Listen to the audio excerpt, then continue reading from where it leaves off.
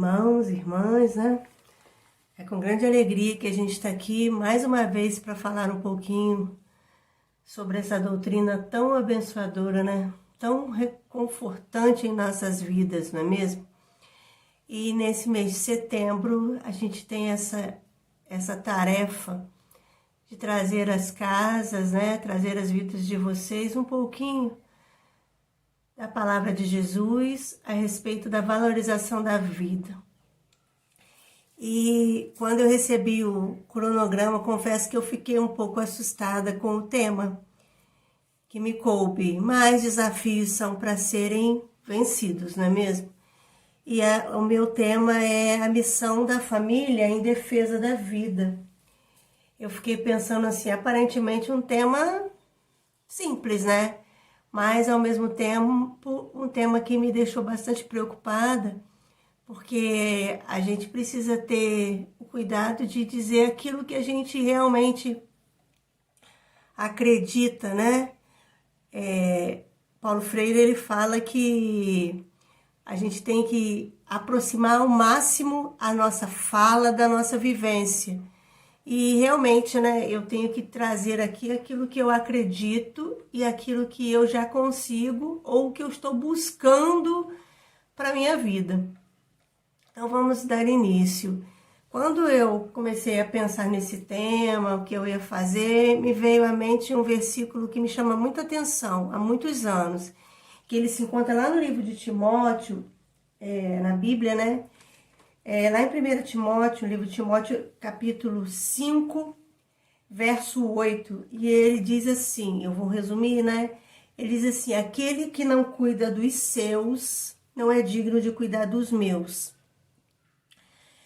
E essa era uma demonstração, né, que estava trazendo aquela comunidade em relação aos cuidados que devem ter com as pessoas da igreja, naquela época, em especial as viúvas e outros temas que estavam sendo tratados. Mas esse versículo em especial, ele me chama a atenção pelo seguinte, como que eu posso perceber e cuidar de algo amplo, né, macro, se eu ainda não consigo perceber as necessidades e as possibilidades de fazer algo para modificar uma situação dentro da minha casa. Então, às vezes a gente consegue perceber algo tão grande, tão longe, né? Tem alguns desenhos animados, né? Tem um desenho animado que diz assim, me dê visão além do alcance. Nós todos já temos, todos nós temos a visão além do alcance. Por que eu estou dizendo isso? Tem um versículo bíblico também que me chama muita atenção, que ele se encontra lá no livro de Mateus, no capítulo 7, no verso 3. E ele diz assim, por que tu vês o argueiro no olho de teu irmão, porém não reparas na trave que está no teu olho? Muitas das vezes a gente consegue perceber o problema que está bem distante da gente e a gente não consegue perceber algo que está debaixo dos nossos olhos. E o que tem isso a ver com o tema?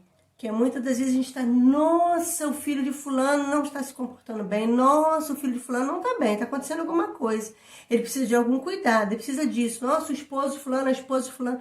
E às vezes essa necessidade de ajuda, essa necessidade de um olhar carinhoso e caridoso é dentro do nosso lar. É no meio, no nosso seio familiar.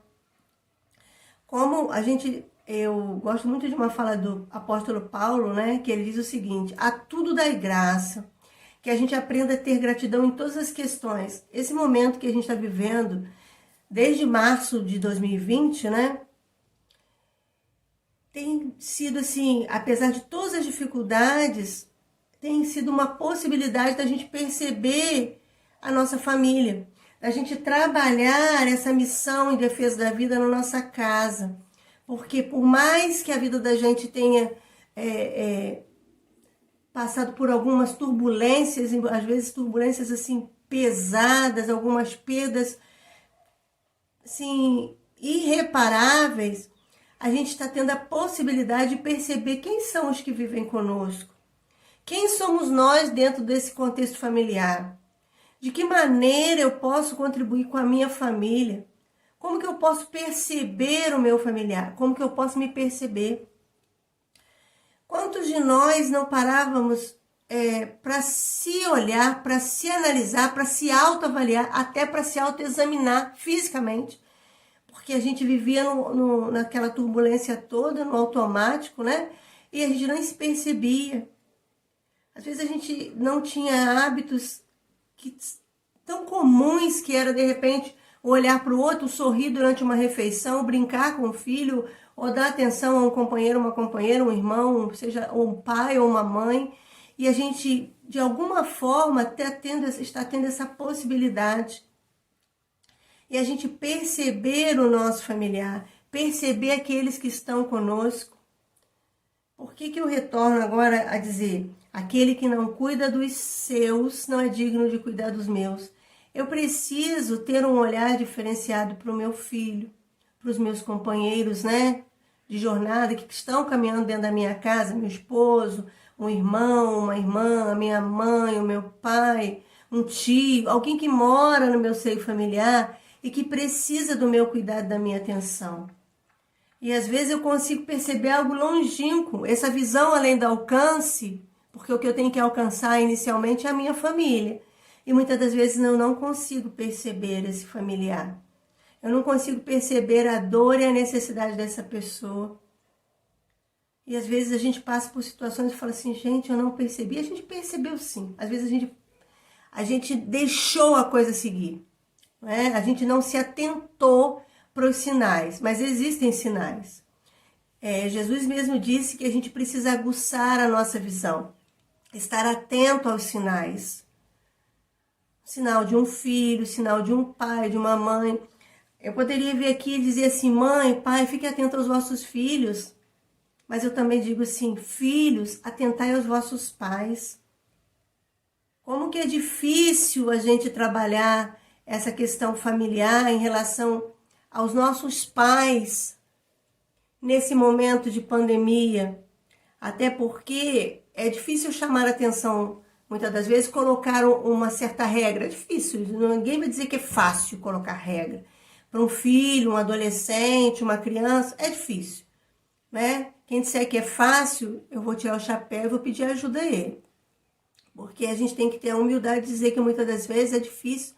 Por mais que estejam sob a nossa guarda, são espíritos com suas tendências, com as suas possibilidades. E que requerem de nós uma atenção e um olhar. E muitas das vezes requer um passo atrás. Requer humildade nossa em perceber que a gente tem dificuldade. Mas eu quero dizer assim, quão difícil é a gente ajudar muitas das vezes e trazer para essa necessidade de cuidado os nossos pais. Por que eu falo isso? Porque eles já são adultos, alguns já são idosos, já têm sua estrutura, né, de caráter, de atitude, forjado, já está ali, e muitas das vezes ele não quer ouvir a gente. Você falar para ele, pai, mãe, esse momento não é para isso. Pai, mãe, eu estou percebendo que você não está bem. Você está falando pouco. Você está tendo a diferença nisso. Quantos idosos, nesse momento de 2020 para cá, adoeceram, não só pela questão que a gente sabe que é natural, nosso adoecimento mesmo, a gente vai envelhecer, não é isso que eu estou dizendo. Estou falando a doença que atingiu a alma dos nossos idosos, a tristeza, por conta, às vezes, do isolamento, o medo de perder um filho, o medo de perder a vida em relação a esse vírus, o afastamento, né? Que a gente sabe que muita situação é necessária, mas ao mesmo tempo virou desculpas para algumas coisas. Eu não fui lá porque não pode ter contato, mas vai em outros ambientes. Mas não tenta encontrar um equilíbrio, pelo menos para não deixar de lado esse familiar. Então é esse seu que a gente precisa cuidar, é esse meu que eu preciso cuidar, é esse familiar que precisa de mim. E os que estão dentro da minha casa no dia a dia, um filho, um companheiro. Filhos, né? Olhar e também os vossos pais, que não precisam ser idosos, perceber que a gente está vivendo um dos momentos mais difíceis da história, da nossa história, né? Em tempos modernos, dessa situação, questão financeira. Quantos de nós tiveram que se reinventar, se reestruturar, remodelar seu meio familiar, suas ações, suas finanças, seus gastos, perderam emprego, redução de salário. O filho precisa ter esse olhar, se tiverem filhos nos ouvindo aqui agora, a exigência, né, pautada numa possibilidade. Ele pode me dar? Agora ele não pode.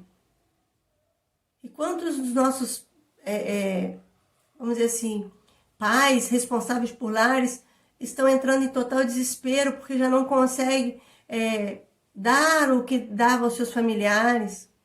Então a gente precisa ter esse olhar diferente, esse olhar carinhoso, esse olhar caridoso, esse olhar empático, se colocando no lugar desse familiar que está passando por esse momento, porque estamos juntos passando. Entender que esse momento é momento de olhar, de atentar. Quanto que a gente tem podido, de alguma forma, ouvir o outro? Eu tiro por mim.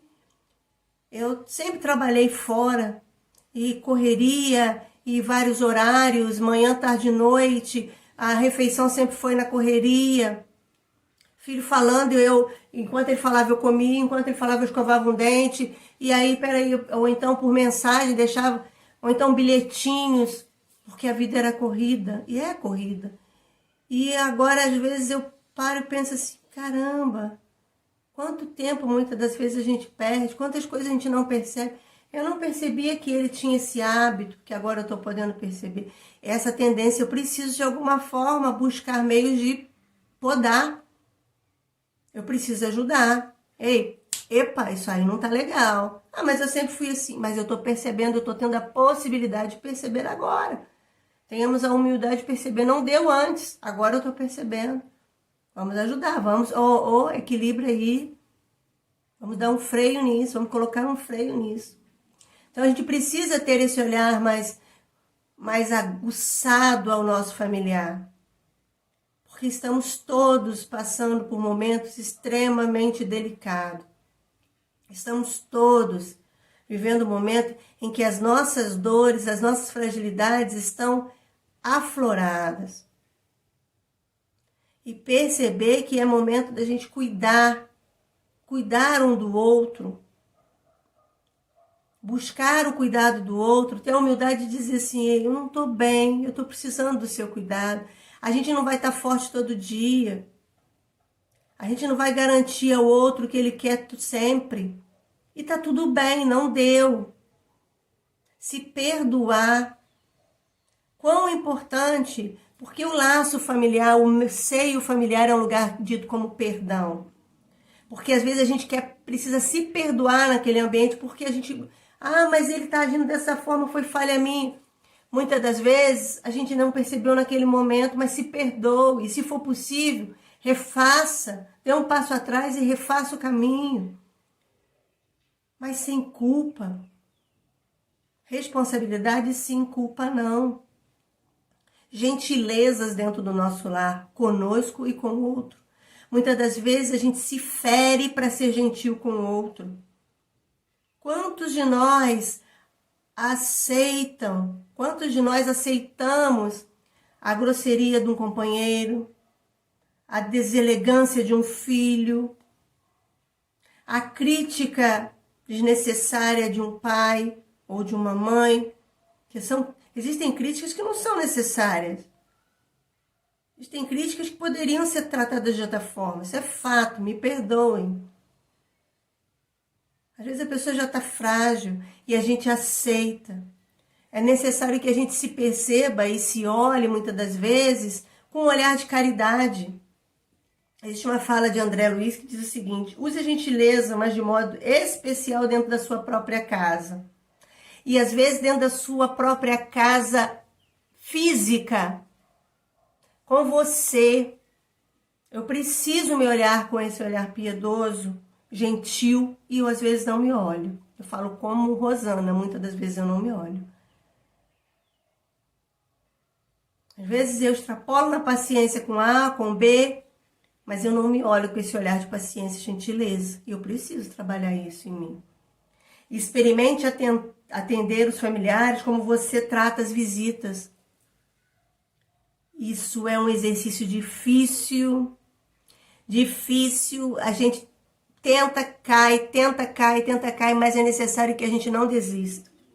A gente olhar esse familiar da gente com esse carinho que a gente olha uma visita, um vizinho, alguém que a gente nosso colega de trabalho. A gente precisa ter esse olhar. A gente precisa ser ombro e ouvido para nossos filhos, para os nossos pais, para os nossos companheiros. Mas, ao mesmo tempo, se perceber que se em algum momento a gente não estiver pronto para essa situação, tudo bem. A gente está precisando desse ombro, desse ouvido, para as nossas necessidades também. E olha, entender que tudo que a gente vive na nossa casa, no nosso lar, é necessário.